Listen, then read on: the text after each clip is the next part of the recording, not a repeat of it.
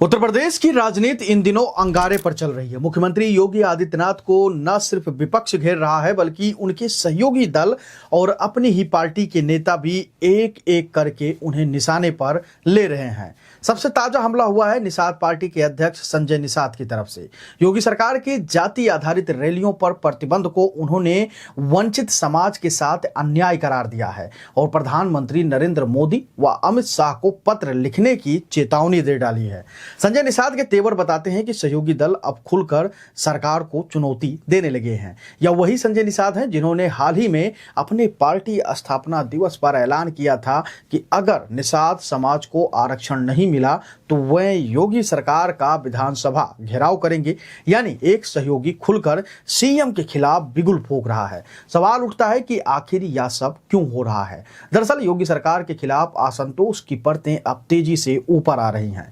डुमरियागंज से भाजपा सांसद जगदंबिका पाल अपने ही डीएम और प्रशासन के खिलाफ धरने पर बैठ गए। उन्होंने प्रशासन पर धार्मिक भावनाओं से खिलवाड़ करने का आरोप लगाया। यानी यह बगावत सिर्फ सहयोगियों तक सीमित नहीं है बल्कि भाजपा के भीतर भी दरार गहरी हो रही है। इधर ठाकुर राजनीति ने भी आग में घी डालने का काम किया है। हाल ही में करीब 40 ठाकुर नेताओं ने एक होटल में बैठक की थी और इसे कुटुंब परिवार का नाम दिया गया था, जिसके बाद जयवीर सिंह ने एक और बैठक बुलाई थी ठाकुरों की और वो सियासत को और भी उन्होंने उस बैठक को बुलाकर गरमा दिया था। यही नहीं, अब खबरें हैं कि बनारस में ठाकुर बाहुबलियों की एक गुप्त बैठक हुई है जिसमें खनन और ठेकेदारी के बंटवारे पर चर्चा की गई है। सवाल यह उठ रहा है कि क्या प्रदेश के सारे ठेके और खनन सिर्फ ठाकुरों की बनकर रह जाएगी।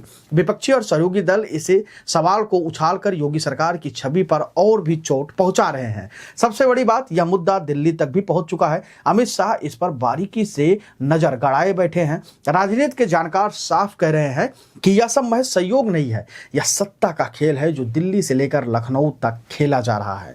शाह मोदी की जोड़ी लगातार योगी को नियंत्रित करने की कोशिश कर रही है। केशव प्रसाद मौर्य को बिहार चुनाव की जिम्मेदारी देना और संगठन में उन्हें आगे बढ़ाना इसी रणनीति का हिस्सा माना जा रहा है और कहा यह भी जा रहा है कि वही प्रदेश अध्यक्ष भी बनाए जाएंगे। लेकिन असली बात यह है कि योगी आदित्यनाथ को कमजोर करना आसान नहीं है।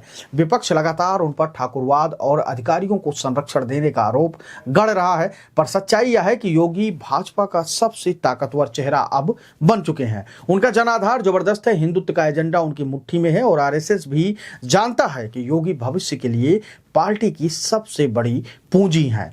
फिर भी दिल्ली दरबार योगी के बढ़ते कद से बेचैन है। 2024 के लोकसभा चुनाव में योगी की सुझाई गई प्रत्याशियों की लिस्ट को दरकिनार किया गया था और नतीजा यह रहा था कि भाजपा को उत्तर प्रदेश जैसे विशाल सूबे में करारी हार का सामना करना पड़ा था। यह हार आज भी भाजपा संगठन के गले की हड्डी बनी हुई है। इसी बीच निशिकांत दुबे और राजनाथ सिंह जैसे बड़े नेताओं के बयान भी योगी के खिलाफ माहौल बनाने के हथियार की इस्तेमाल हो रहे हैं।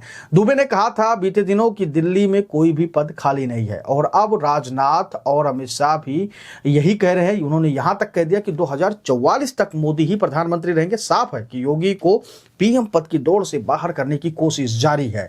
निष्कर्ष साफ है कि यूपी के खिलाफ अंदर और बाहर से एक सिस्टमेटिक प्रेशर गेम चल रहा है। सहयोगी दल, ठाकुर बैठकों का विवाद, भाजपा सांसदों का धरना और दिल्ली से आने वाली बयानों से मिलकर योगी सरकार को कटघरे में खड़ा कर दिया है।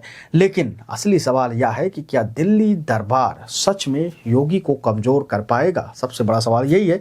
सच तो यह है कि योगी आदित्यनाथ सिर्फ यूपी के सीएम नहीं है, वह आज भाजपा की हिंदुत्व राजनीति के सबसे मजबूत चेहरा है और जो चेहरा जनता के दिलों में उतर चुका हो उसे मिटाना आसान नहीं होता और शायद इसीलिए तमाम नाराजगी के बावजूद भी योगी आदित्यनाथ को खुलकर कोई भी नेता कुछ नहीं कह पा रहा है, क्योंकि वो जानते हैं योगी ही वो चेहरा है जो उत्तर प्रदेश के 27 चुनाव में बीजेपी का नैया पार लगा सकते हैं।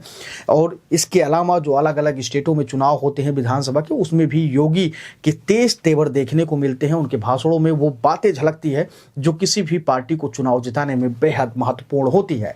योगी का लगातार जो ये तमाम नेता हैं, तमाम जो लोग हैं छोटे छोटे, वो इस तरीके के विवाद में फंसाना चाहते हैं, उनकी इमेज को खराब करना चाहते हैं। लेकिन योगी आदित्यनाथ डट कर मैदान में खड़े हैं। आप अपनी राय हमको दीजिएगा और बताइएगा कि जिस प्रकार से बनारस में बाहुबलियों की बैठक हुई उसकी बातें भी दिल्ली तक पहुंची है। दूसरी बात, संजय निषाद ने जिस प्रकार से कहा है कि जातीय एक प्रकार से जो लोग प्रदर्शन करते थे, विरोध करते थे या रैलियां करते थे, उस पर भी रोक लगाया गया है, तो वो अमित शाह और मोदी से मिलकर इस बात को रखेंगे। उसको लेकर आपकी क्या कुछ सोच है, क्या कुछ राय है, आप अपनी राय हमको जरूर दीजिएगा, क्योंकि आपकी राय बेहद महत्वपूर्ण होती है। धन्यवाद।